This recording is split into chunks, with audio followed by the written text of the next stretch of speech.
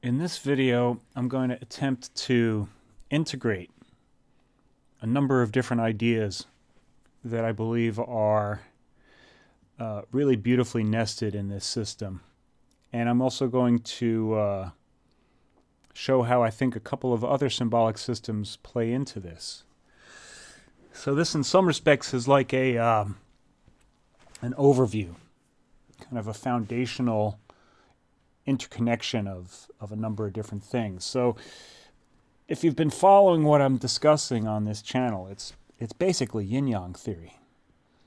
So the trigrams are made up of yin and yang lines. The solid line is yang, the broken line is yin. And I've been saying that the trigram is a representation of a state of mind where each yang line represents the attention of the mind. So on the most fundamental level, we might say that yang is the capacity for attention, which is a characteristic of an observer, an experiential being. And yin is not that.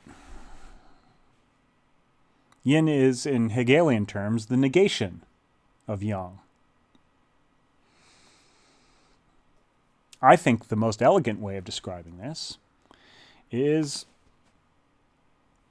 that yang is the field of the observer, whereas yin is the field of phenomena. Let's put that there. Everything we're talking about is the interaction between the two.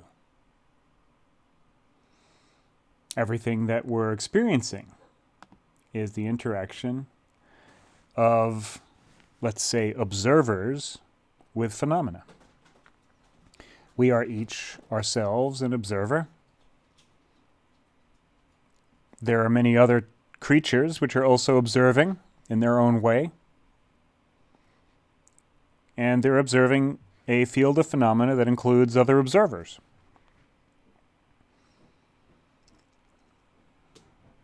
But from an experiential point of view, each of us are the only observer we can really have direct experience of. And so on some fundamental level, the most obvious thing about existence, the most obvious thing about life, is the relationship between an observer and the phenomena being observed. So if we get rid of the individual lines, having discussed what they mean, let's now discuss the diagrams. So we could say that basically the diagrams are a description of the four possible relationships between observer and observed, between observer and phenomena. Those of you who got into the trigram videos that I've been doing thus far may remember this document that I created for the first video. And there's also, I think, a video that describes these four phases a bit. And my sense of it is that what's being described here is a cyclical pattern, the relationship between consciousness and phenomena, if you like. So there's an old saying that strong people make good times make weak people make hard times or bad times, and hard times make strong people, and around it goes. So it might be said that the ideal state is when consciousness has right understanding, right? The observer is understanding the phenomena, is operating in accordance with it. You know, their attention is placed on it and truly it, not just an imagining of it. And the phenomena is responding in a favorable way. Right? So that's adding a slightly different inflected meaning to yang here. So yang is holding firm, right? Firmness. So the observer in the upper line is holding firm in its understanding. and the thing being observed is responding in kind. Now, you can also have a situation where the observer has let go of their firm understanding. They're either not paying attention, or they're getting lazy and sloppy, or they're engaging in wishful thinking or some kind of delusional thought. And yet the world is sort of holding together. It's still not bad. It seems to be going fine. You might say that this is actually kind of what's characterized the West in recent history. But inevitably in that situation, if the observer is not really on point, well, then eventually the circumstances collapse. And so in that situation where everything is really kind of falling apart, there's no understanding, and the material world is a miserable place to be, well, that's what creates a strong, you have to be strong in your understanding to deal with a miserable situation. And that's what allows the world to be redeemed. A better world can be made again. And it seems like kind of an inevitable process, you know, just all civilizations rise up from the dust and hit an apex, and then they begin to decline, and they kind of lose their orientation, even though they may still have a fair amount of power to enjoy things, you might say, that the material world is still providing for them. Eventually they fall apart. And some other one comes and rises up in its place. And quite often when one civilization is rising, there's another one that's being subjugated and as in a miserable situation that creates the conditions of a greater understanding. So around and around it goes. And on some more kind of fundamental level, you could say that this is the basic process of evolution. That species also have a certain type of an understanding that leads them to some kind of position within the world. And they may lose that, understanding and eventually lose their position. But that will bring about the arrival of new forms. So it's like the relationship between energy availability and consciousness. You could say that a conscious being has some kind of an understanding of how to derive energy from its environment. And if it loses that understanding, it may be able to coast for a while, but fundamentally, eventually, it will lose the connection to that energy and will have to search for some new understanding in order to get access to the goodies in the material world again, in order to remain embodied, or in order for its line to continue, if you like, the line of the species. So that's the basic kind of pattern that we're caught in as material beings, around and around and around. The dance between the observer and the phenomena, right? The spirit and the matter, if you like. There's a number of different ways of breaking it down. So then we have the Bagua, the trigrams, two different arrangements. One is the arrangement where the field of phenomena is taken as being the primary thing, right? So the material world, the matter, is the primary driver, and as I've gone over many times, in that way of thinking, desire is the focal point, and the root is sensation. So desire is trying to continue into the future.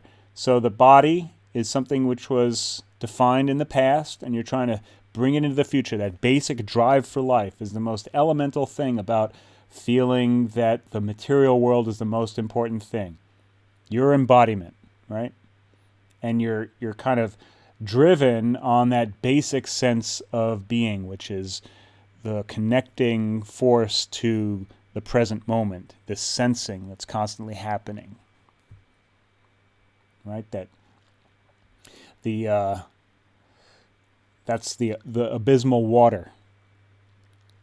And in contrast, so this another way of looking at it is that this is spirit trapped in substance, right? So consciousness, there's a little bit of consciousness here, which is I like the little tail here leading to this eye, because it's just a little part of this great field of spirit.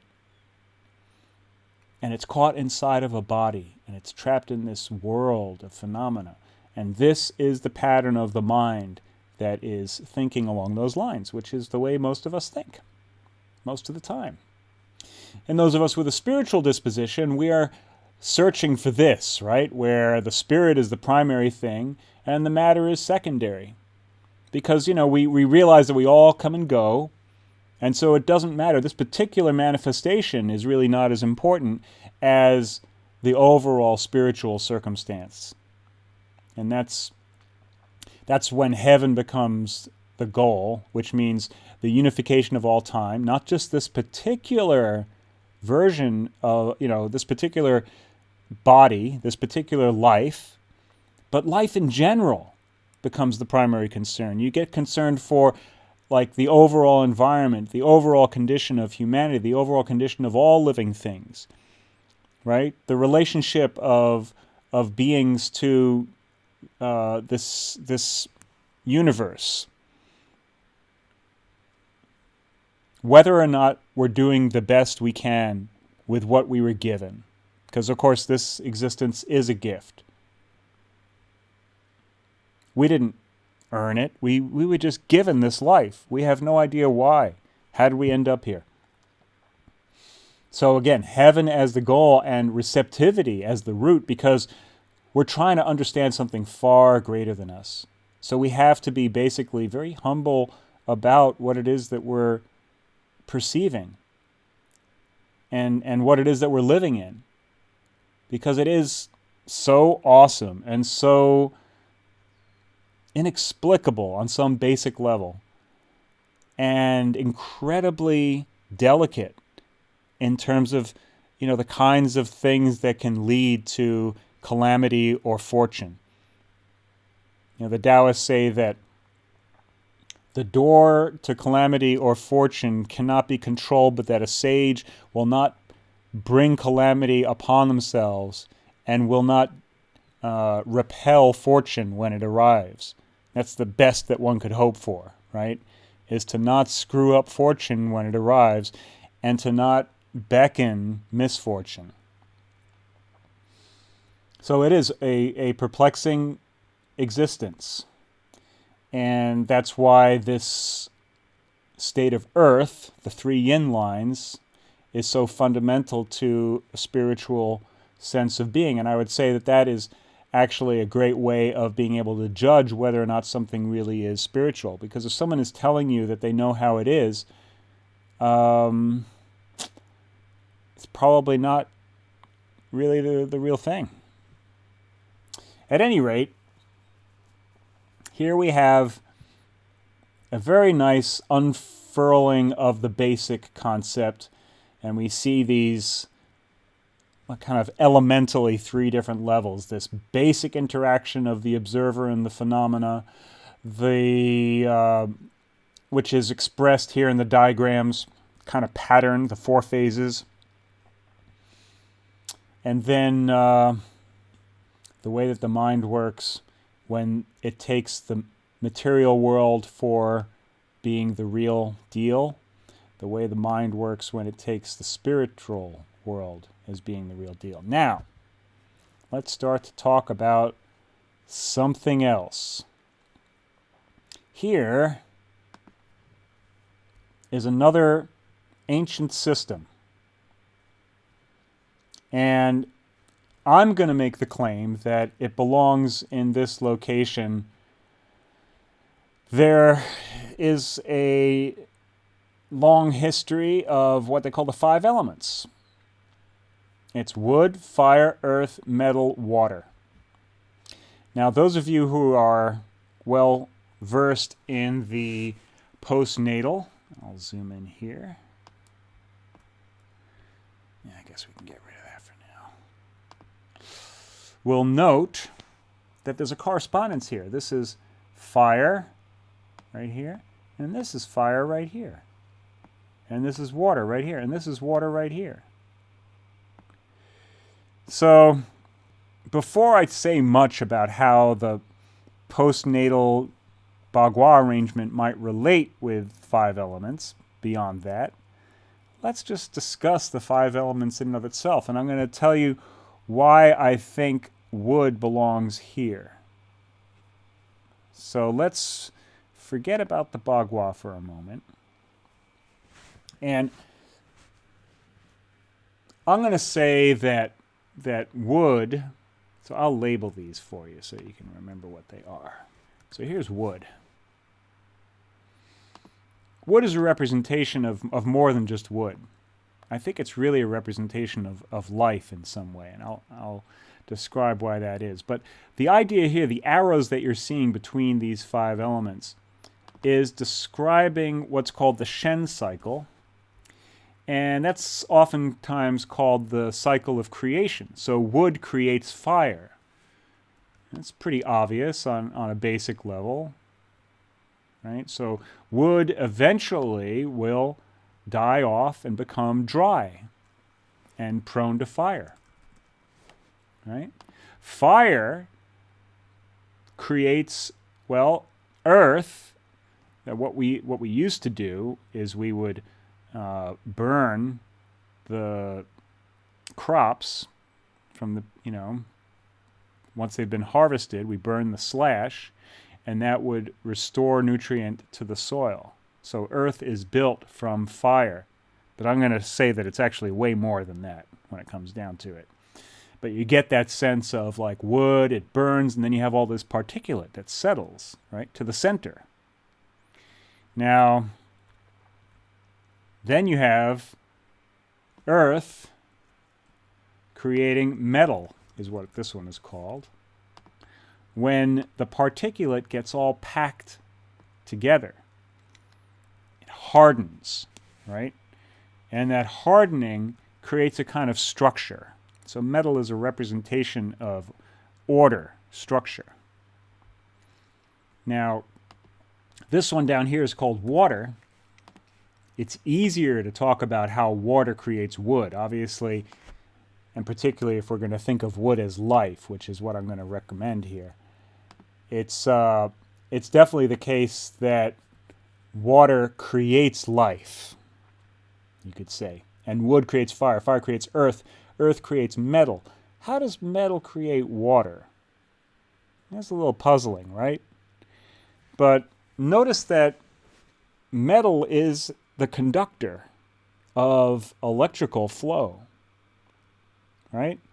And the reason why it's a conductor of electrical flow is because metal is where all of this raw material of earth has been forced into a kind of a position. I think the word that's used is field coherence between all of the various atoms. And metals are able to do that where all the atoms line up in polarity, which is what allows electrons to flow through them. And on some basic level, it's the order of things that allows for the flow of energy. It kind of defines how energy can flow. So I think a better way of doing this is to call this energy flow. And we'll call this life. Because living things, they burn. They transform. So metabolism transforms things from one form to another, right? And living things kind of churn up the materials around them, the earth. So we could call this inert matter,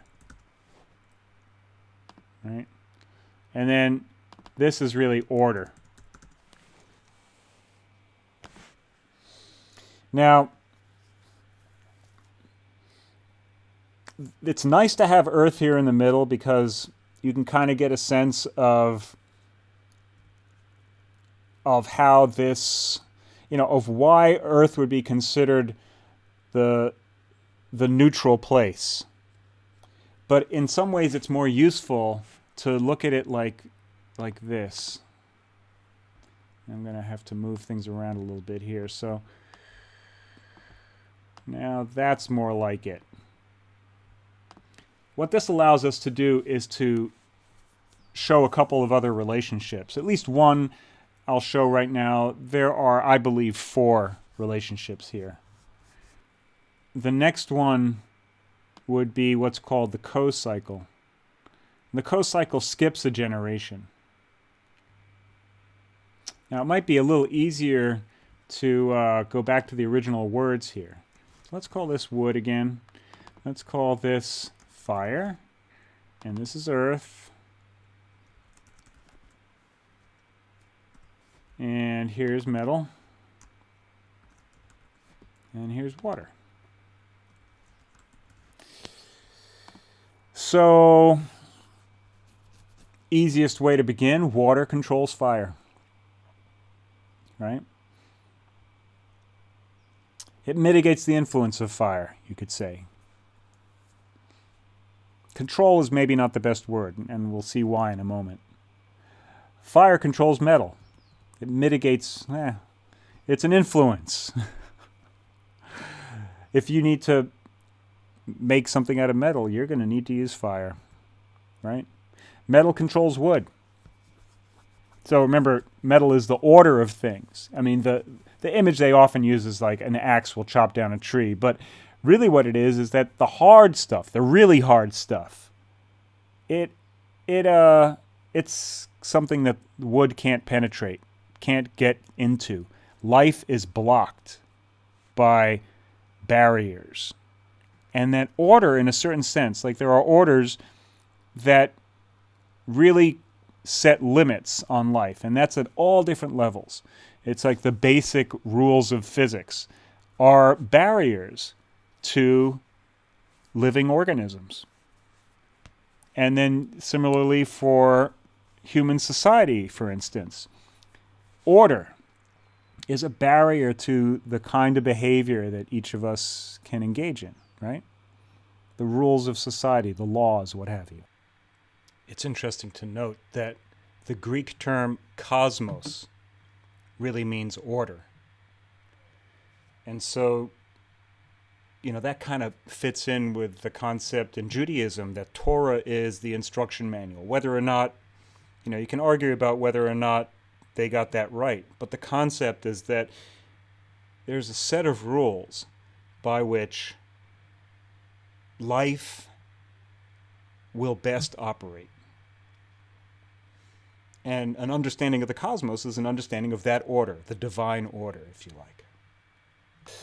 So that's metal, the co-cycle, sort of controlling, let's say, wood. Wood controlling earth. Well, the idea is that, like the root system grabs onto the earth and prevents it from just flying away in a dust cloud or like becoming a desert, right? So there's that, but then there's also just the more general idea that life is something which is continually controlling the earth, trying to grab onto some part of it and do something with it, right? It doesn't create it, right? What it does is it creates transformation as an action, right? And that action kind of makes byproducts. Because if you really think about it, earth, like the soil, is made up of previous generations of life. So I'm going to start going back to these other words because they're better kind of general terms, right? Transformation. Soil is made up of dead plant and animal matter, and shit, right? Byproducts of organisms. So you can think of it as being, inert matter, I think is what I said before. Sometimes I'll call it particulate. It's basically like units of inert matter that can be combined and used for something, and then it creates various types of order, structure, right? And then that order and structure depends on the order and the structure, what kind of energy flow is possible. So a chunk of metal that's not magnetized is completely different than a magnetized chunk of metal.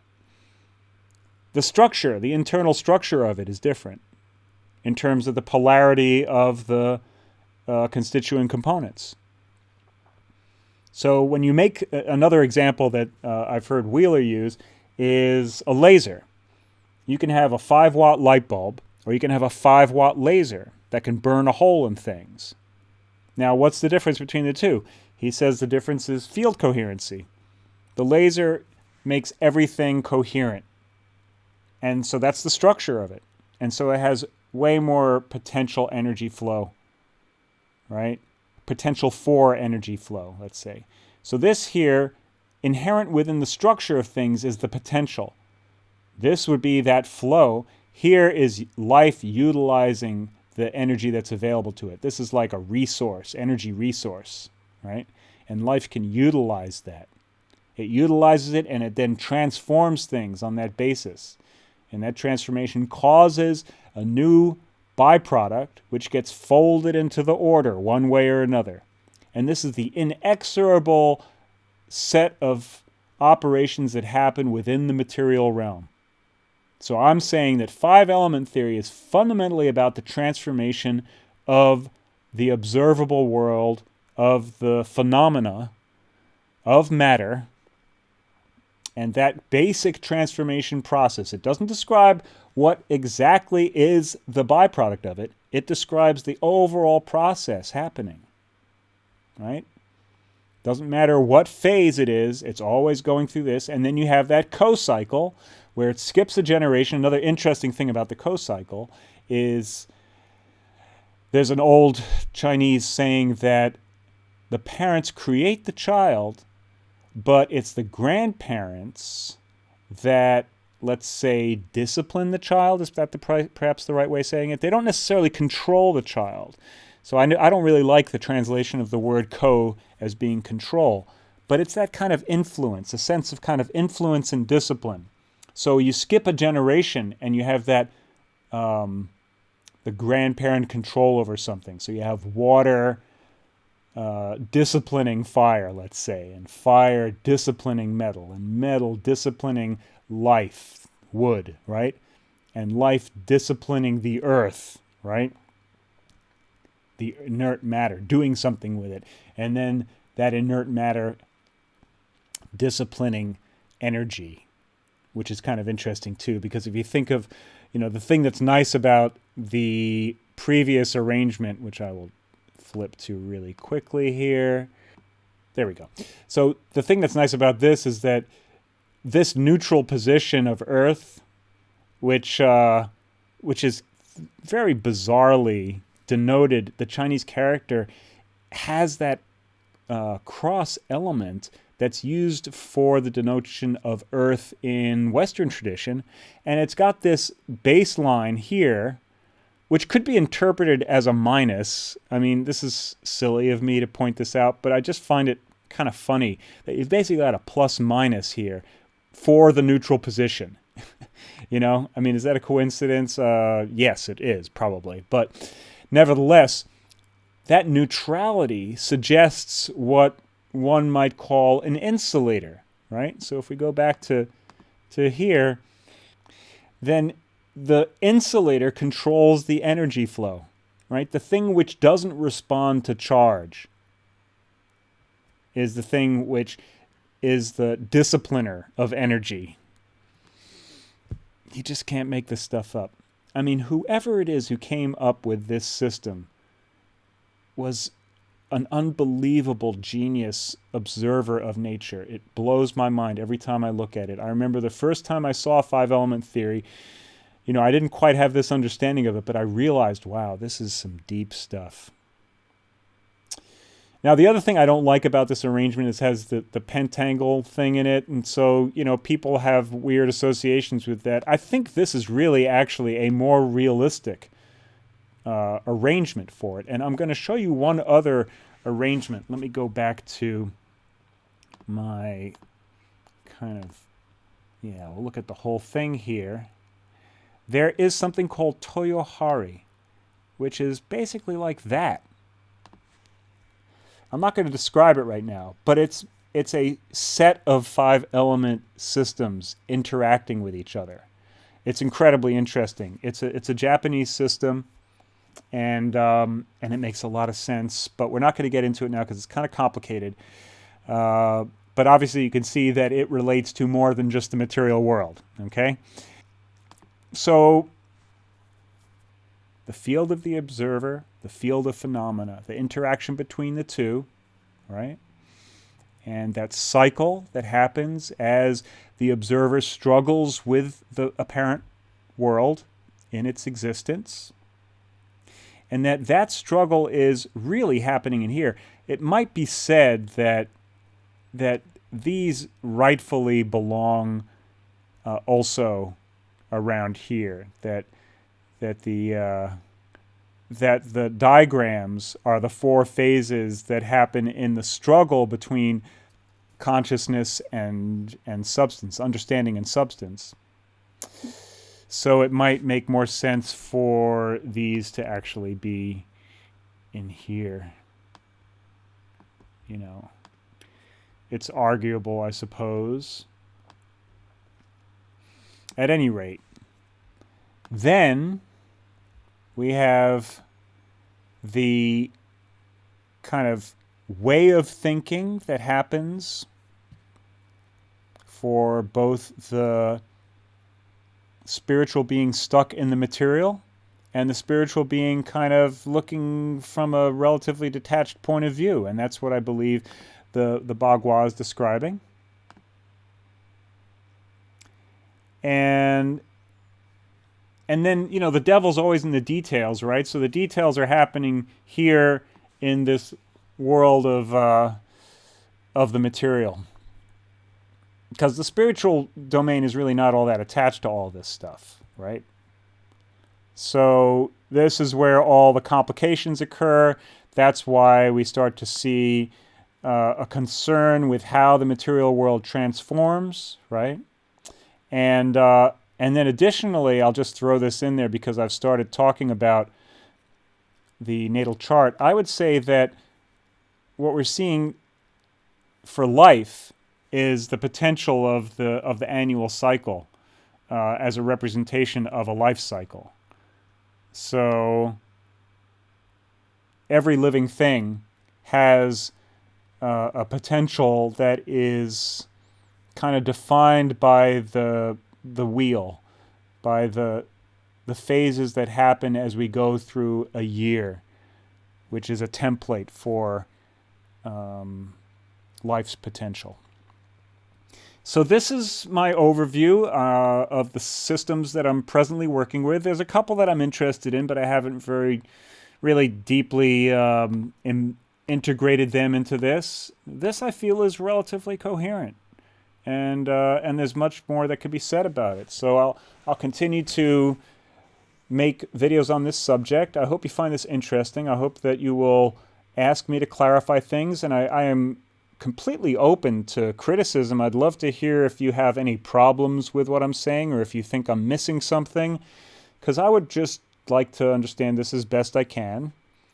And that's part of the reason why I'm sharing this, because I learn a lot in trying to coherently express these ideas, and I think that there's maybe not many people who are interested in this kind of thing, but for those of us who are interested in it, it's going to be a group effort. It always is, to come to a best understanding of things. And as this theory suggests, coming to a best understanding of things is essential, right? That's basically what we're talking about when it comes to the diagrams, right? So it may be that within the spiritual domain, understanding isn't all that important. I don't know.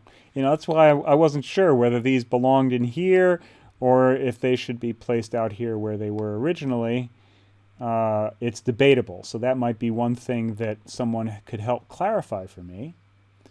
My sense is that the way that it suggests is once you're in a dialectic, you're kind of not really fully here. Like many of the traditions say that state of enlightenment is something where there is no distinction. And so if there's no distinction in the pure spiritual state, then you wouldn't have a diagram, right? Because this is relational and it involves a distinction between one thing and another. And so my sense is that probably I should just leave it in here. It's kind of where it seems to belong. And so then it comes down to that basic idea of the struggle to understand. And why would we want to struggle to understand? Well, so that the world is the best thing that it could possibly be, and that we don't allow it to fall into hell. And the goal while you're alive is to prevent hell, not just for yourself, right? But I would say that when you're concerned about life, right? And life here, we're talking about a physically embodied being. So there's a spirit in here, and it's taking the physical world for being real. But okay, there's nothing inherently wrong with that, right? That's what we're all doing. That's the game. That's what we're involved in. So then really it becomes, okay, well, we want this world to be a good place because it has that potential. It's not like we are living literally in hell. It could turn into that. Everyone's aware of that potential, but that's not what it is. That's not. There have been some pretty bad periods in the past, so we know that that's a risk, right? But we've been somehow or another, to some extent, redeemed from those terrible periods. And it comes back to that, right? It comes back to this point here where there's a lack of understanding and everything is screwed up, right? And then we have to get our understanding back together in some way or another, even though it still sucks, in order to bring it back to some kind of coherency, right? And ideally, we find a way to maintain coherency with existence for as long as possible. And I have the sense that in the ancient world, they really had this way better than we do now. Our understanding right now is obviously flawed. Because if we were as smart as we say we are, then the world wouldn't be such a mess. I mean, obviously, we have more, and I'm going to use air quotes here, power, right? We have more power than we've ever had in the past. It's relatively recently that we came up with something like the atomic bomb, and that's supposedly a lot of power. But it's really destructive power. It's not constructive, at least not for our species. Who knows what kind of constructive byproducts it may have for some other species, but for us, it's a nightmare. For us, it suggests heading towards hell, right? What is it that Einstein said? That the next world war will be fought with sticks and stones, if the power of the nuclear bomb was used. I think that's probably accurate. If we really unleashed that power, I'm using air quotes, because it's really not power. It's destructive. It's destructive. It's a lack of understanding. I would say there's a very, very fundamental lack of understanding that goes into many of the technologies that are being employed now in the interests of exercising power. And so that's another reason why I think all of this stuff is really worth looking into as much as we possibly can. It's not beyond the realm of possibility that just through a better understanding, the world might be improved. And God knows all other efforts to improve the world seem to be, they have a very poor success rate. Let's put it that way, right? So I don't know that this would do any good in the long run, but I don't see any harm in trying. And it seems to me that it makes more sense than many of the other things that we typically do in this little dance around the wheel to try to keep our lives together, right? And make sense of things. Because if we're right here now, right, where we've kind of lost our understanding in the West, it's arguable. I would say we are on a direct course down to here right now. And recent events are making it ever more clear that the world that we've relied on to be halfway decent, even though we knew it was kind of screwed up, it's not going to stay halfway decent. It's going to fall apart if we don't figure this out one way or another. Now, it may be inevitable. It may be kind of like those of you who are familiar with Isaac Asimov's Foundation and Empire, Harry Seldon. He recognized that the Dark Ages were coming, and his whole thing was, how can I make it as short and as little of misery as possible to make it through to the next golden age, right? So his whole thing was, there's no way to avoid it. We just gotta find some way to hustle our way back up there and not... so sort of like what was said before, what I was saying about the sage doesn't dissuade fortune and doesn't beckon misfortune. So you try to make decisions that will bring about the potential for a better time in the future, even if it can't be realized now or during your lifetime. You work to try to make something that's going to lead to a better outcome. Even if that better outcome isn't ideal, isn't all that great, at least it's not hell, right? So I guess that's about all I have to say about this. I hope you found it interesting, and as usual, if you would like to assist me in these endeavors, I'm sure you know what you can do, but I will briefly mention some of the things. You can like, subscribe, hit all the various buttons that are available to you. You could check out my podcast, the Assembly of Science Radio Hour. I will try to remember to put a link to that. What else? You can give me money through various means, such as Patreon or crypto. You can tell people that this is awesome stuff that they should check out, and that would all be really great. So please do contact me if you want to, and I will continue to try to give you interesting stuff to think about when time allows. Okay, that's it. Adios.